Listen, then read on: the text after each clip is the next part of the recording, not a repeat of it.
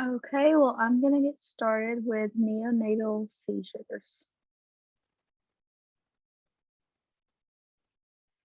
So, a little introduction.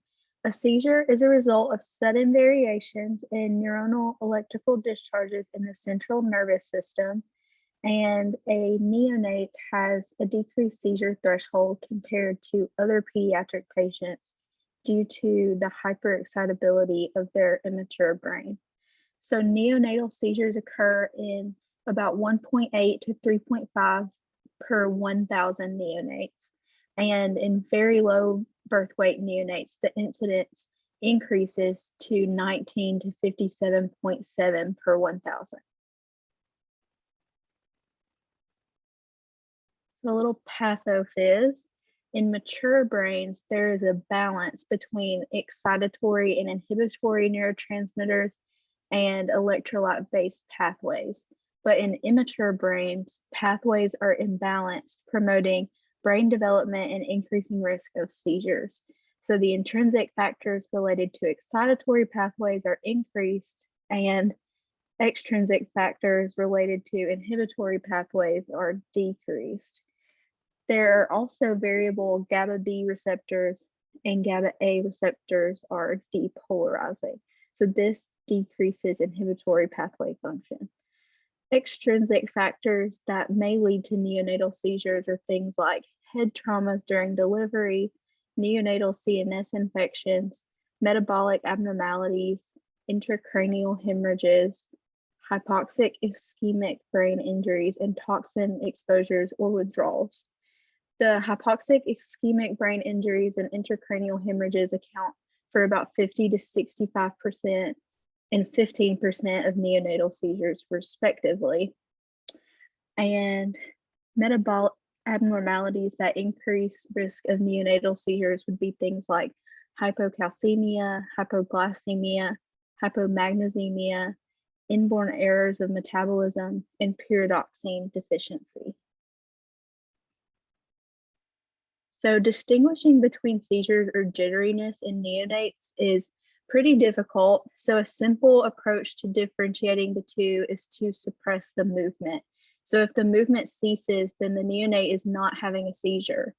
Jitteriness is also initiated by an acute stimulation event.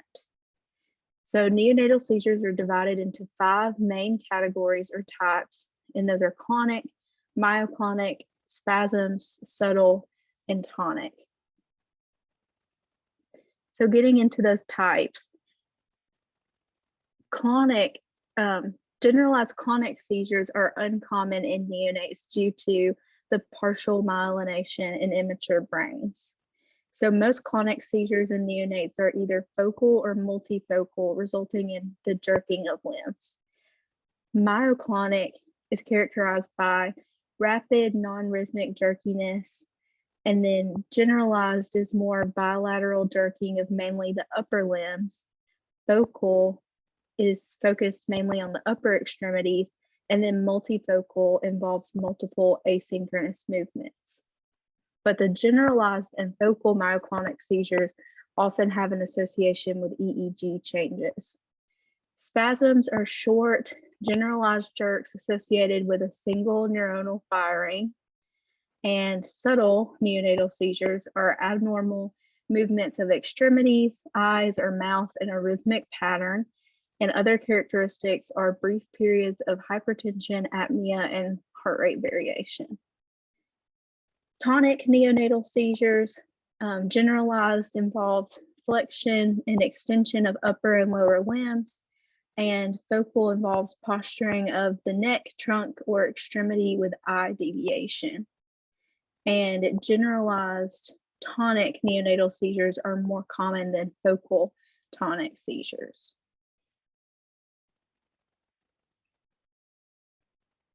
So diagnosis and evaluation.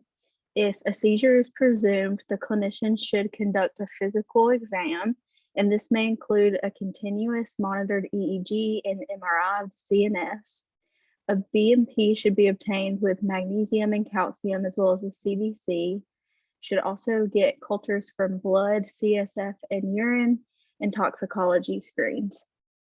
If a metabolic disorder other than electrolyte abnormality is suspected, the clinician should also obtain inborn errors of metabolism panel to assess for disorders relating to metabolic process of amino acids, carbohydrates, organic acids, and mitochondria.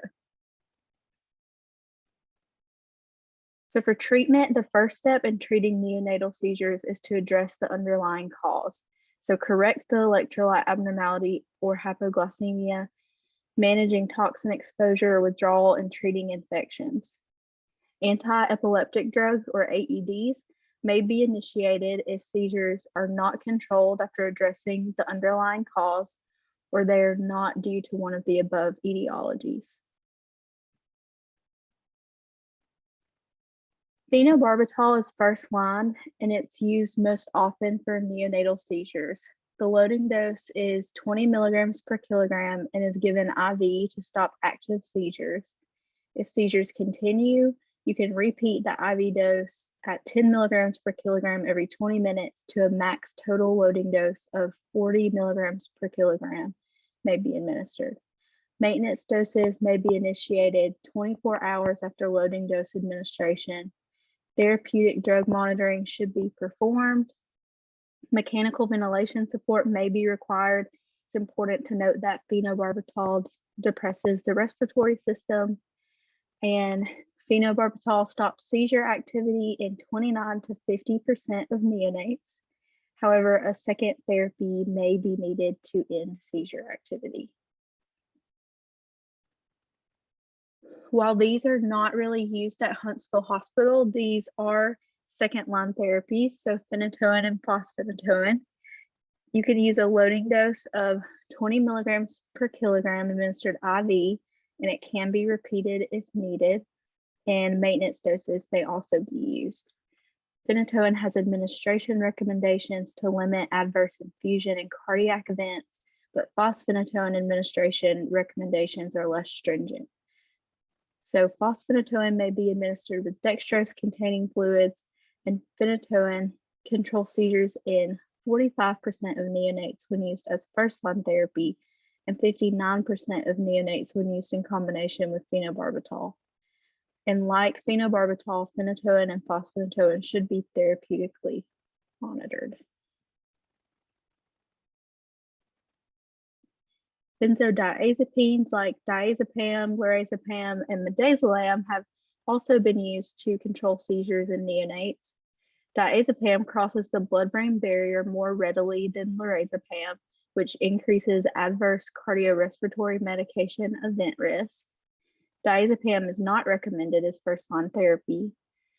Lorazepam may be preferred over diazepam if an intermittent benzodiazepine is utilized, and midazolam may be used as a continuous infusion. Benzodiazepines are not often used, and they have variable efficacy, which ranges from 0 to 100%. Some emerging therapies like levetiracetam is emerging as a new AED option for neonatal seizure control, and this medication's mechanism of action addresses many seizure disorders and may have a role as monotherapy in neonates like adults. Compared to other treatment options, this medication has fewer respiratory and cardiac adverse events, and the pharmacokinetic profile is favorable in neonatal populations with predictable changes during the first week of life. Additional therapies that have been utilized and studied include bumetanide, carbamazepine, lamotrigine, lidocaine, topiramate, valproate, vigabatrin, and zonisamide. And that is all I had on neonatal seizures.